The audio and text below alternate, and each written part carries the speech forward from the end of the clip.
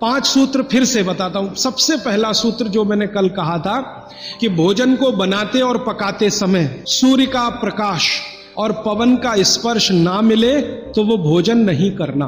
अब सूर्य के प्रकाश और पवन के स्पर्श का लंबा विश्लेषण मैंने कर दिया था कि आप प्रेशर कुकर का खाना नहीं खाना, माइक्रोवेव का खाना नहीं खाना, रेफ्रिजरेटर का खाना नहीं खाना। ये दूसरा जो सूत्र था भागवत जी का कि खाना पकने के 48 मिनट के अंदर खाना पकने के 48 मिनट के अंदर खा लेना, बचना नहीं चाहिए। दूसरा सूत्र वो मैंने विस्तार से समझा। तीसरा सूत्र था कि खाना बनाने का जो सामान है, जैसे गेहूं का आटा, चने का आटा, दाल का आटा या तो बाजरी, मक्की वगैरह वगैरह, तो गेहूं 15 दिन माने गेहूं का आटा 15 दिन पुराना तक खा सकते हैं। और ये जो मोटे अनाज कहे जाते हैं, ज्वारी है, बाजरी है, मक्की है, ये 7 दिन पुराने से ज्यादा ना हो। मतलब ये है कि घर में 15 दिन से पुराना आटा नहीं रखना, सीधा सा सूत्र है। हर 15 दिन पे नया आटा आता रहना चाहिए। उतना ही आटा पिसवाइए ना जितना जरूरत है।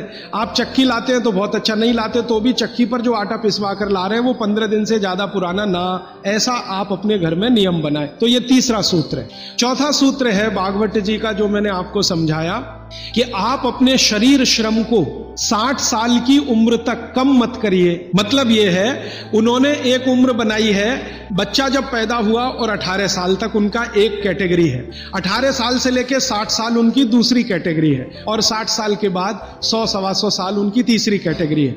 तो भागवत जी का सूत्र यह है कि 60 के आगे की जो कैटेगरी वाले लोग हैं, 60 से 100-125, इनके जीवन का श्रम कम होते जाना चाहिए, उम्र के साथ कम होते ही जाना चाहिए। ये ज्यादा श्रम ना करें तभी अच्छा है, इनको आराम ही करना है। तो 60 से आगे की उम्र वाले श्रम को कम करते जाएं उम्र के हिसाब। 18 से 60 के बीच के जो लोग हैं ये अपने श्रम को थोड़ा थोड़ा बढ़ाएं। 18 से 19 में थोड़ा ज्यादा, 19 से 20 में थोड़ा ज्यादा, 20 से 21 में थोड़े ज्यादा, ये है 18।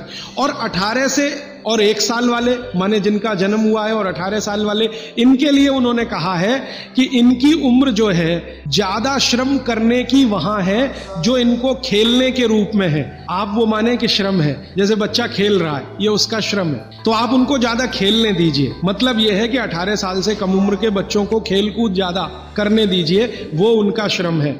18 से 60 की उम्र में ऐसा श्रम जिससे उत्पादन भी होता हो। चक्की चलाई तो आटा बन गया, सिलबट्टा चलाया तो चटनी बन गई, माने उत्पादन कुछ ना कुछ हो। तो उत्पादक श्रम 18 से 60 के बीच में कम मत करिए, 60 के बाद इसको कम करते जाइए, और 18 से 1 साल के बीच के बच्चों को उत्पादक श्रम मत कराइए। ये है। और आखिरी सूत्र, माने आज के हिसाब से आखिरी सूत्र, कि आप अपने जीवन में तासीर का ध्यान रखिए, आबो हवा का ध्यान रखिए, वातावरण का ध्यान रखिए जहां आप रह रहे हैं। माने भौगोलिक परिस्थिति, एक शब्द में मैं अगर कहूं तो ज्योग्राफिकल कंडीशंस। तो आपकी जो आबो हवा है इसका ध्यान रखिए। इसका ध्यान कैसे रखना, मैंने आपसे उदाहरण के रूप में कहा था कि भारत गर्म देश है और कनाडा ठंडा देश है।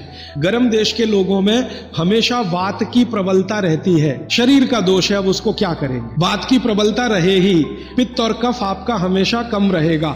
इसलिए भारत के लोगों को वात के रोग सबसे ज्यादा है। भागवत जी कहते हैं कि भारत के लोगों को लगभग 70 से 75% रोग वात के हैं, 12 से 13% रोग पित्त के हैं, और 10% रोग कफ के हैं। कफ के रोग हमारे यहाँ सबसे कम है, पित्त के थोड़े ज्यादा, वात के सबसे ज्यादा, क्योंकि हम गर्म जगह रहते हैं। तो आप ध्यान रखिए कि गर्म जगह में ऐसे काम मत करिए जिससे वात बढ़े। जैसे मैं आपको एक उदाहरण दूं, माफ करिएगा ये उदाहरण देते हुए, आप दौड़ लगाते हैं, रनिंग, इसमें वात सबसे ज्यादा बढ़ता है। हमारे यहाँ आजकल एक फैशन आया, मॉर्निंग में दौड़ो, दौड़ना नहीं है, चलना है। चलने और दौड़ने में अंतर आप समझते हैं। दौड़ने में ऊर्जा बहुत शरीर की, गर्मी बहुत शरीर की बढ़ेगी और वात को बढ़ाएगी। वात बढ़ेगा तो ये घुटने बहुत जल्दी आपके थकेंगे। आप देख लो जितने हिंदुस्तान के रनर है ना, रनर 100 मीटर दौड़ने वाले, 200 मीटर, 35 साल के बाद किसी के घुटने काम नहीं करते, सब बैठ गए। मिल्खा सिंह को मैं मिला हूं,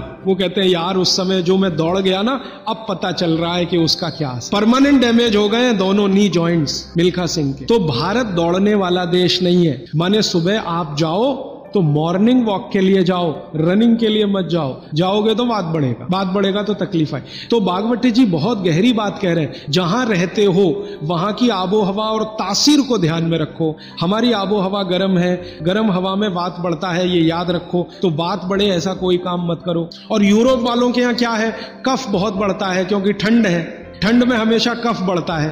तो ठंडी लोग हैं, ठंडे देश हैं, ठंडा आबो हवा है, तो कफ बहुत बढ़ेगा। तो वो उसका ध्यान रखें जो कनाडा में रहते हैं, अमेरिका में रहते हैं, कि कफ मत बढ़ने दो।